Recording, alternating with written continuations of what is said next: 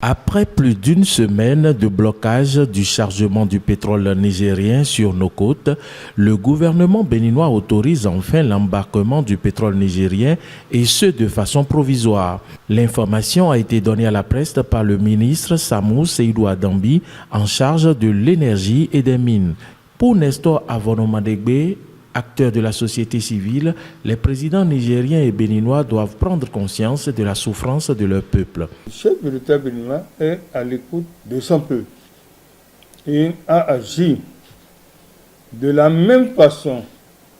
Il faut que le président nigérien prenne conscience de la souffrance de son peuple. Je voudrais inviter très respectueusement les présidents de l'Afrique, parce que quand on parle d'AES, quand on parle de la CEDEAO, c'est toujours l'Afrique, d'oublier ces vestes de CEDEAO, d'AES, pour s'asseoir autour d'une même table pour que les activités reprennent normalement. Personne ne viendra nous diviser en Afrique. Si les gens ont les intentions, si ils ne veulent pas aller trop loin, vous savez que dans tout pays, il y a mouvance, il y a opposition. Personne ne va jouer au sous-marin parce qu'il y a les intérêts généraux des peuples qu'on doit toujours voir. Donc que les haches de guerre s'enterrent d'un côté ou de l'autre pour que tout puisse évoluer très bien.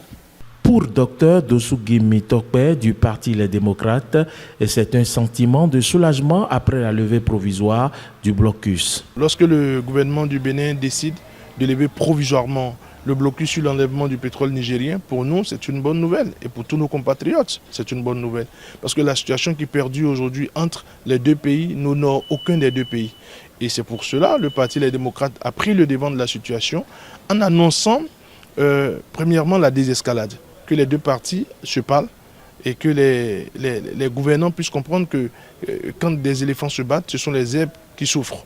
Ça, c'est le premier élément. Le deuxième élément, qui est la deuxième proposition du Parti Les Démocrates, c'est qu'il y a un dialogue direct. Ce que nous appelons un dialogue direct, c'est que les deux parties puissent s'accorder à se parler vraiment directement, sans l'ingérence des grandes puissances. Parce que vous savez que pour les questions géostratégiques et géopolitiques, aujourd'hui, la sous-région ouest-africaine fait objet de beaucoup de convoitises, que ce soit le Bénin, le Niger et bien d'autres pays. Et donc pour nous, pour qu'une solution durable puisse être trouvée à ce problème, il faut encourager la non-ingérence. Aujourd'hui, le Bénin, en faisant la levée provisoire de ce blocus, je crois que nous ne pouvons qu'encourager de tels actes, aussi bien du côté béninois que du côté nigérien, afin que le dégel puisse être définitif et total.